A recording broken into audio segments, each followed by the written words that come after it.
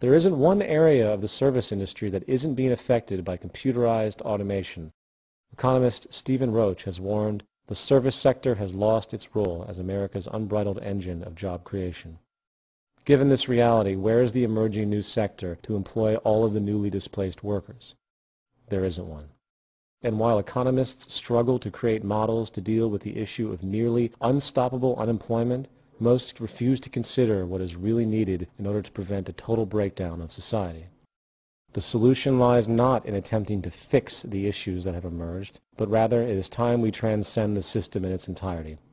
For the system of monetary exchange, along with capitalism itself, is now completely obsolete in the wake of technological creativity. If people do not have jobs, they cannot support the economy by purchasing anything. This reality is the final proof that our current system is now completely out of date, and if we want to deter riots in the streets and poverty on a scale never before seen, we are going to have to revise our traditionalized notions about how society functions at the fundamental level. We require a new social system that is updated to present-day knowledge and modern methods. Part 2. What is relevant? In this section, we will discuss the idea of natural law, specifically pointing out the symbiotic and emergent nature of the physical world, the scientific method, which is the most effective technique of decision-making we have to date, and the important concept of dynamic equilibrium, which expresses the most foundational ecological factor to our survival. We will also show how, through the intelligent use of technology and proactive resource management, we have more than enough to go around on this planet, enabling an accessible abundance for all the world's people. Natural law. There is a tremendous amount of noise in our system. In other words, the fundamentals of life have been lost in a sea of social, occupational, and financial obligations, many of which are largely artificial. For example, the need for money and income puts the human into a position where choice is often very limited. Usually, the jobs found do not reflect the genuine interests of that particular person, nor the true interests of society as a whole. If we were to examine the occupations that exist today, we would tend to find that a great majority of them serve no larger function than the perpetuation of cyclical consumption to keep the economy going. This arbitrariness constitutes a tremendous waste of life and resources. Consequently, the entire educational system in the modern day is nothing more than a cookie-cutter processing plant that prepares humans for predefined occupational roles. This element of human life has become so traditionally ingrained that many falsely consider the nature of having a job some form of human instinct. Even parents will blindly ask their kids, "What do you want to be when you grow up?" as though there was only one thing to prefer. Putting the traditional norms and modes of conduct in society aside for a moment, let's stop and consider what is actually relevant. Let's pose the question, what are the near empirical aspects of nature, and what do these understandings teach us about how we should govern our conduct on this planet? Natural Law 1. Every human needs adequate nutrition, clean air, and clean water, and therefore must respect the symbiotic environmental processes relevant to those needs. Most people today do not understand or consider the interconnectivity of nature and the chain of processes by which our food, air, and water currently come about. However, if we recognize, examine, and learn from these processes, a logical train of reasoning coupled with suggestive inference will guide us to more appropriate human behaviors that will help fulfill our needs.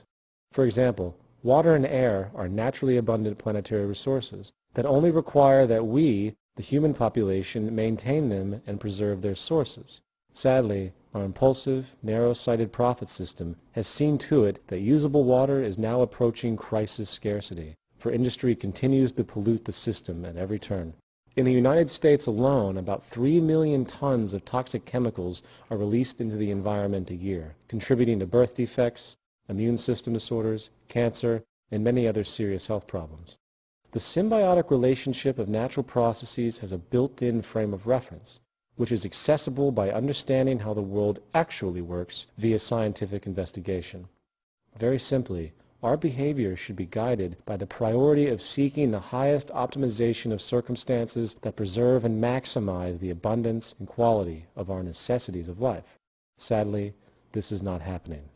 The fact is, our sustainability is under severe threat by the current methods we are using. The monetary system continues to operate with the interest of short-term gain at the expense of long-term destruction. As natural law denotes, we need high-quality air, food, and water to live. Therefore, we must overcome any practices which disturb or create the propensity to disturb the symbiotic environmental processes which keep our basic needs in order. If we don't, the consequences of our violation of this law could put us past the point of no return environmentally, and thus the survival of the human race will be in question. Natural law 2. The only constant is change, and human understandings are always in transition. There is no evidence to support the idea that anything we think is true today will maintain its integrity tomorrow. While certain observed natural phenomenon may seem near empirical, based on current scientific evidence, the specifics of each notion will always be altered, for our tools and methods of analysis are always changing and hopefully improving.